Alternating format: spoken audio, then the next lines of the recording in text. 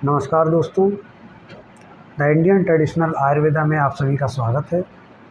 आप लोगों ने जो पिछले वीडियो में हमको स्नेह और प्यार दिया है, उसी के भरोसे से, उसी के उत्साह को देखते हुए ये अगला वीडियो हम बनाने जा रहे हैं।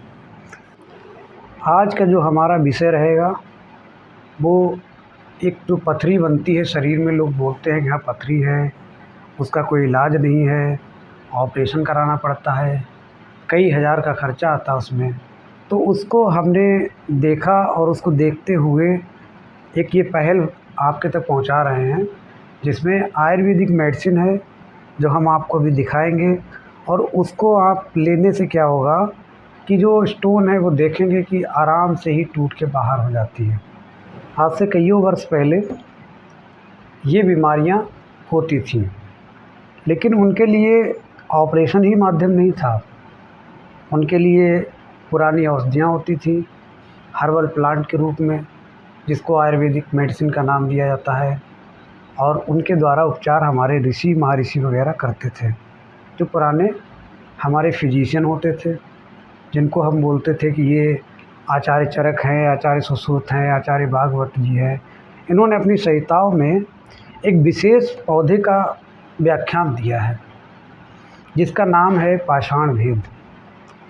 पाषाण भेद उसका नाम इसलिए पड़ा है, जो पत्थर होता है उसको हम लोग बोलते हैं पाषाण। भेद का मतलब होता है उसको तोड़ करके बाहर आना। तो कहीं भी चट्टानों पे अगर हम देखते हैं तो वहाँ पे ये पौधा आसानी से मिलता है। क्यों मिलता है? क्योंकि वो पत्थर तोड़ के बाहर आता है पौधा, कहीं भी उग जाता है, ज़रा सी भी मिट्टी पाया ग्रो कर गया। तो वो पौधा आज हम आपको इस वीडियो में दिखाएंगे। वो पौधा क्या है, आइए उसके बारे में हम लोग जानते हैं। देखिए हमारे पास ये पौधा मौजूद है, इसको हम देख सकते हैं। ये पौधा हमारे पास मौजूद है, दिखाइएगा ज़रा।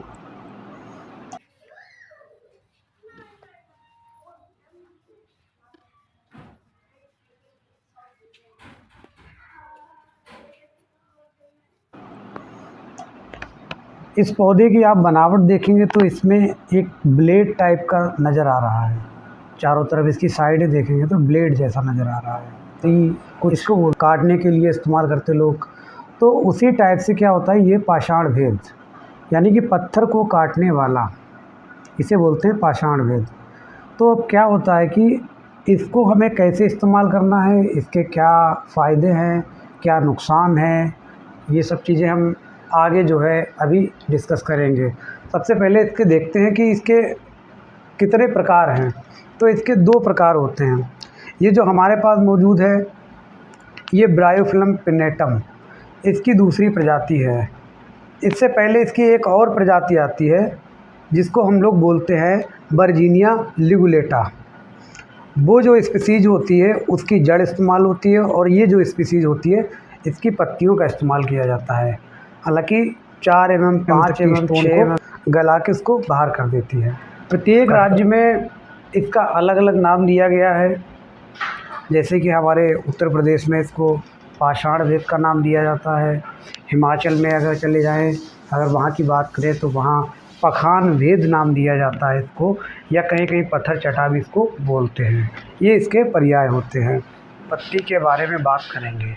उत्पत्ति हिमालय के तटीय जो इलाके होते हैं उनमें ये पाया जाता है। जैसे कि हिमालय के तटीय एरिया से लगा करके, जैसे कश्मीर का एरिया हो गया, वहाँ तक ये आसानी से हमारे चारों तरफ पाया जाता है। ठीक है। तो हमारे घर के आसपास में ये कभी कभी ऐसा होता है कि ऐसे एरिया होते हैं जहाँ पे इनको हमें आसानी से मिल जाता है, लेकिन हमको इनका ज्ञान का अभाव होने की वजह से इनका प्रयोग नहीं पता होता है, जो कि आज हम लोगों को इसके बारे में पता चल जाएगा। अब इसके हम दोष के बारे में जानते हैं, किस दोष पे ये अच्छा काम करता है। तो ये त्रिदोष शामक होता है। ये अगर रस की बात करें तो इसका कषाय रस होता है। कषाय रस के बाद में अगर हम देखें तो जैसे कि कोई डायबिटिक पेशेंट है और उसको स्टोन हो गई है, तो क्या वो प्रयोग कर सकता है या नहीं कर सकता है? वो बिल्कुल प्रयोग कर सकता है, क्योंकि कषाय प्रधान है। कषाय प्रधान जो है मधुमेह वालों के लिए कषाय रस औषधियों का अच्छे से इस्तेमाल किया जाता है। प्रयोग बाह्यांतर अभ्यंतर दो प्रकार से होता है। बाह्यांतर हम कैसे प्रयोग करेंगे? बाह्यांतर इसके पत्ते को ले लेंगे, ये लगभग 2.5 से 3 इंच तक पत्ते हो जाते हैं इसके। कोई भी एक पत्ता हमने लिया और अगर कहीं पे फोड़ा फुंसी इस टाइप से अगर कुछ हो जाता है या कोई गांठ टाइप की हो जाती है, तो उसमें हम हल्का सा तेल लगा करके उसको गर्म कर करके उसको लगा देते हैं, जिससे क्या होता है वहाँ के सोत हर ये होता है, वहाँ की सूजन का नाश करता है। इसी के साथ ही अब हम देखेंगे कि इसका अभियांतर प्रयोग कैसे करते हैं। किसी के गुर्दे में पथरी हो गई है और हमें उसको देना है, तो हम किस प्रकार से इसका प्रयोग कर सकते हैं। तो इसके 3 से 4 पत्तों को हम लोग ले लेते हैं। 4 पत्ते लगभग 20 से 30 ml इसका जूस निकल जाना चाहिए। और उसी में क्या करना है कि 4 पत्ते के साथ में 4 छोटी काली मिर्च का इस्तेमाल किया जाएगा और उनको पीस के अच्छे से उसका जूस निकाल के 30 ml सुबह 30 ml शाम आराम से इसको देना है। और आप देखेंगे 10 से 12 दिन में अच्छे से जो है 3 से 4 ml की स्टोन होगी वो गल के पेशाब के माध्यम से बाहर हो जाएगी।